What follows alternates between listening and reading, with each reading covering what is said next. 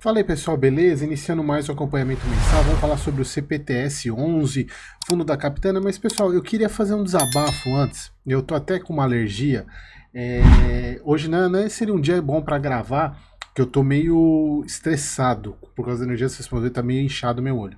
E acabou que eu recebi hoje um vídeo de um membro lá do WhatsApp, ele me mandou no privado, o vídeo de uma, não sei se é influenciadora, não sei o que, eu sei que não é analista, falando sobre o vídeo dela explicando que ela saiu do CPTS, vendeu as cotas do CPTS. Aí perguntando o que eu achava, eu fui assistir o vídeo. Não vou citar nomes aqui porque não faz parte desse negócio, eu nem gosto de ficar citando outros canais. Mas assim, é que hoje eu também tô num dia meio estressado, então talvez vocês me vejam num modo que vocês não me viram ainda. Primeiro ponto, pessoal. Obviamente, depois que. Eu preciso até trazer a minha opinião agora sobre um ponto da Capitânia. Depois que a XP entrou na jogada da Capitânia, entrou comprando uma parte da Capitânia, de fato colocou para mim um sinal um pouco de alerta para a Capitânia, porque a gente sabe como que a XP trabalha. Obviamente a XP é uma baita de uma empresa, mas isso faz parte do negócio. A questão toda é a seguinte: a pauta conflito de interesse. Isso já me deu no saco. Toda hora alguém arruma uma desculpa para poder sair do fundo imobiliário por causa de conflito de interesse. Gente, conflito de interesse faz parte da vida. Toda decisão que você toma, você é pautado num conflito de interesse. Então, a gente precisa parar com esse negócio de ficar tomando decisões por causa de conflito de interesse. Não, meu Deus, ele tem conflito de interesse. Gente, pelo amor de Deus, se for seguir isso, não investe na Quineia, não investe na CSHG, não investe em fundo nenhum, caramba. Todos têm conflito de interesse. A própria Quineia, quem quiser, pega nos vídeos aí a Quineia, nesse mês, os relatórios da Quineia, todas elas investiram em CRI estruturados pela própria Quineia. Quer conflito de interesse maior que esse? E aí eu pergunto, qual é o problema do conflito de interesse, gente? A gente só pode avaliar se um conflito de interesse ou qualquer ação que o fundo imobiliário tomou, deixa o tempo passar para ver se a decisão foi a melhor, se a decisão foi acertada. Existe algo chamado custo de oportunidade, isso eu venho falando há muito tempo para vocês. O custo de oportunidade é você tomar a sua decisão com o dinheiro, a melhor decisão que você acha para aquele momento.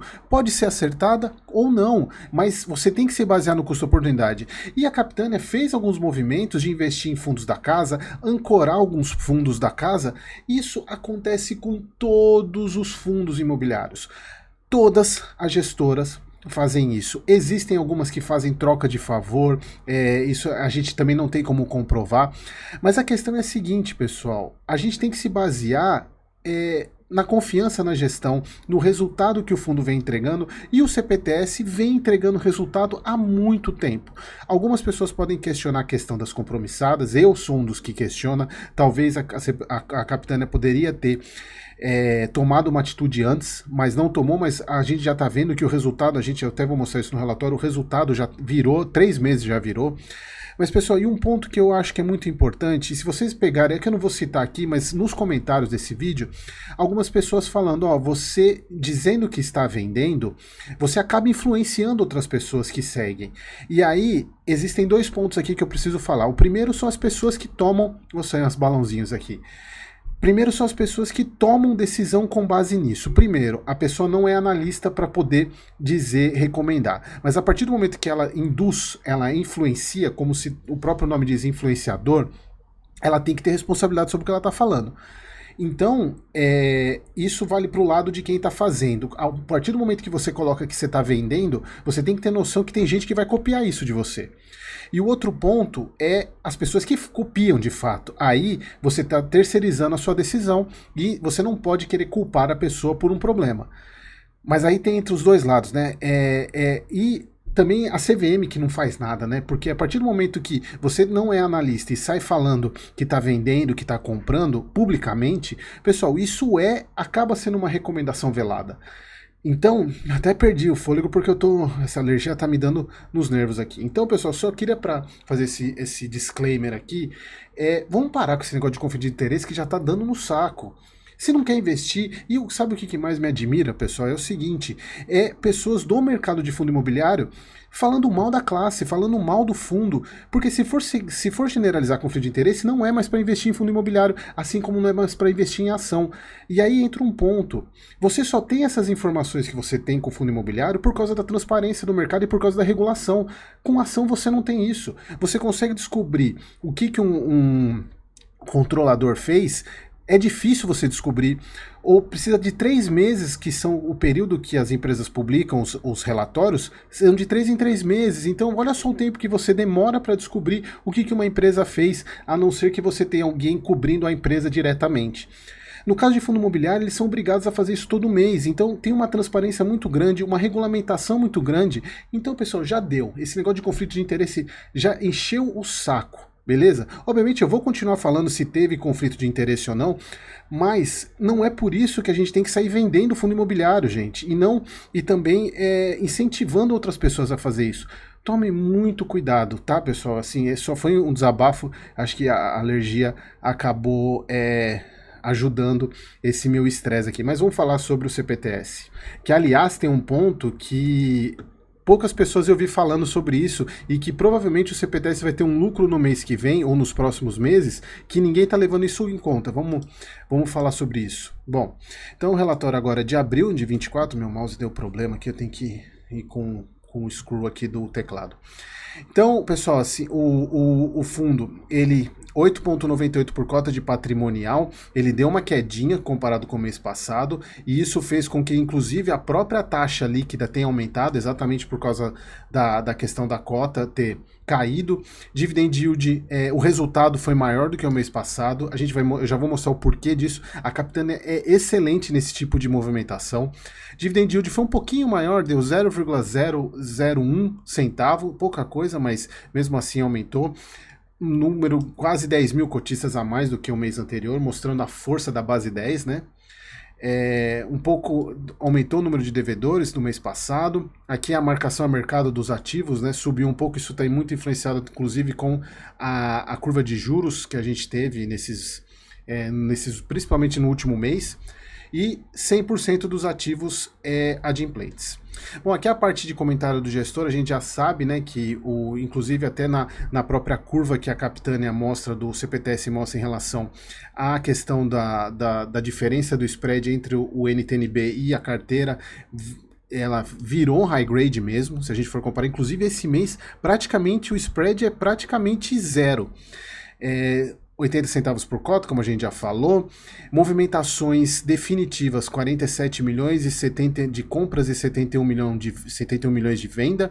As compras foram com spread com taxa maiores do que as de venda, embora a quantidade de vendas definitivas foi maior. Resultado a gente já sabe, 8 centavos. Eu estou falando 80, mas 8 centavos é difícil para lembrar da base 10. O fundo ainda tem uma inflação acruada de 2 centavos por cota versus 1 centavo no mês anterior. E ainda tem uma parte de resultado, um prejuízo acumulado aqui de fundo imobiliário, que ele não, obviamente ele não realizou, mas ele ainda tem a realizar. Se porventura ele quiser vender, ele vai tomar esse prejuízo aqui. A liquidez do fundo é absurda, também é muito por causa do base 10, né? O fundo hoje ele está com 67% em CRI, 28% em fundo imobiliário, 4,9% em caixa. Os maiores devedores a gente já sabe, né? A gente já falou bastante sobre o XPPR, que ainda está no imbróglio, a gente ainda não tem muitas novidades sobre isso. 313 milhões em compromissadas, a alavancagem a 0,70, a gente vai falar bastante sobre a questão da alavancagem, alocações de fundo imobiliário, 30% de shopping, 23% de renda urbana, ele é majoritariamente tijolo, né, na parte de fundo imobiliário. Sobre o comentário, pessoal, eu vou passar rápido porque a gente já sabe mais ou menos o que está acontecendo, né? De tanto que vocês já viram, até para não ficar o vídeo muito longo, a gente já sabe. Inclusive, o que me chamou a atenção aqui é que a própria Capitânia, ela já está comentando essa questão. O mercado que vinha trabalhando com a expectativa de Selic de um dígito, né, abaixo de 9%, quer dizer, 9%, né, já está com projeção de 10,4%. Eu, sinceramente, ainda não vi essa projeção de 10,4%, eu vi até 10% já. E aí o Brasil teria o terceiro ano consecutivo com juros reais acima de 6%, que isso é péssimo para a economia, né? O dinheiro é muito caro, acaba que a economia não anda.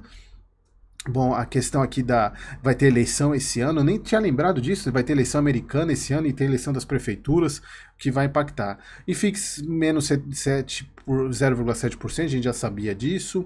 Eles falam sobre que alguns fundos de tijolo ainda têm valor patrimonial abaixo do valor patrimonial, então tem uma rentabilidade travada aqui, uma valorização travada.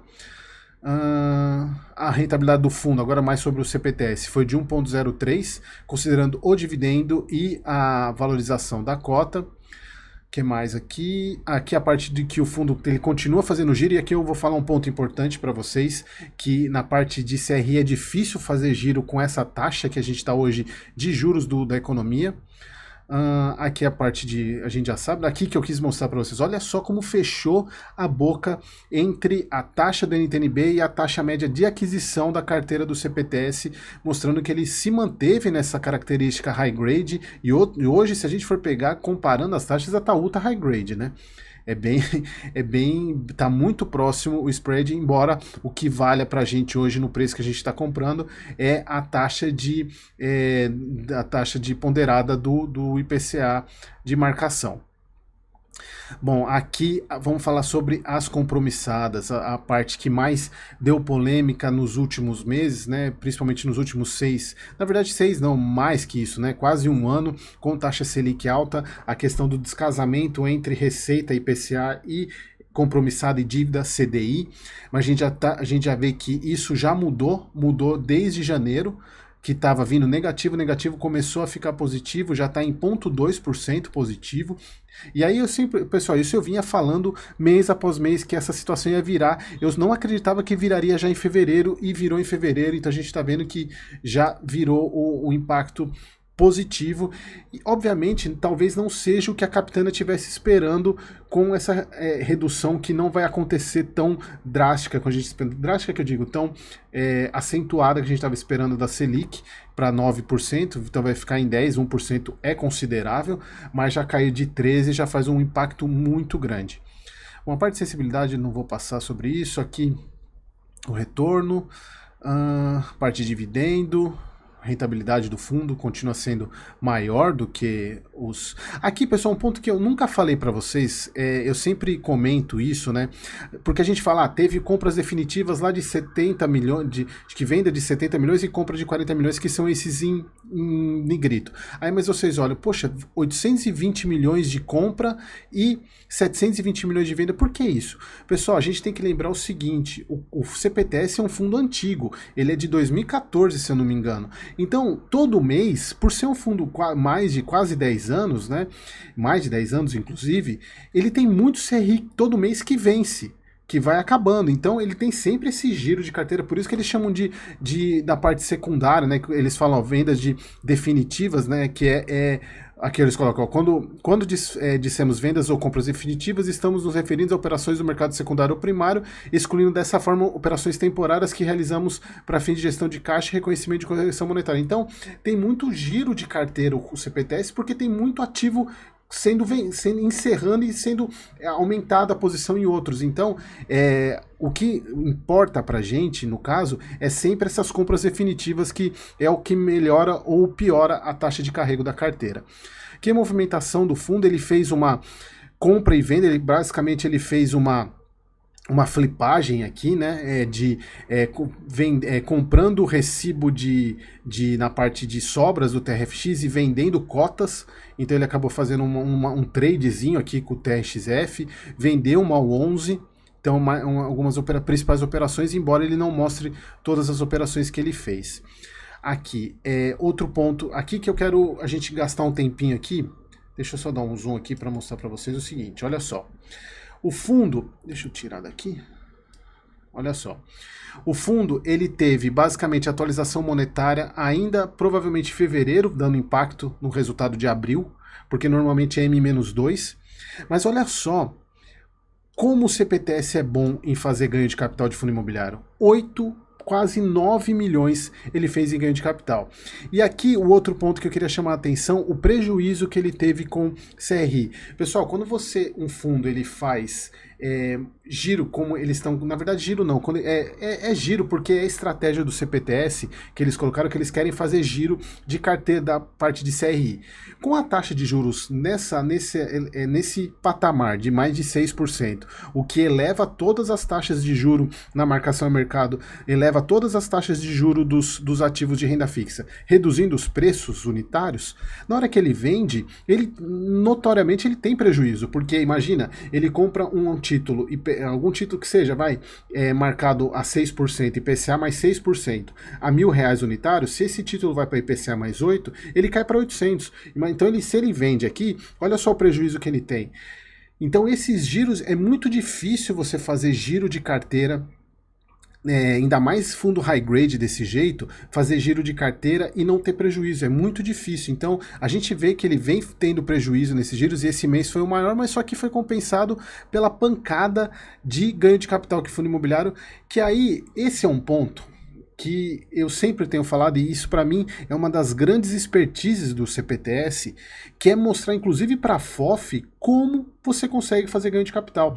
Para quem assiste meus vídeos aqui, sabe que quando eu falo sobre FOF, que o ganho de capital no trade de fundo imobiliário é essencial para ele ter resultado, isso mostra por que dá para fazer. E alguns FOFs sentam na gestão passivona deles lá e não faz ganho de capital. E o CPTS mostra que dá para fazer ganho de capital com o fundo imobiliário, mesmo num período de FIX baixo.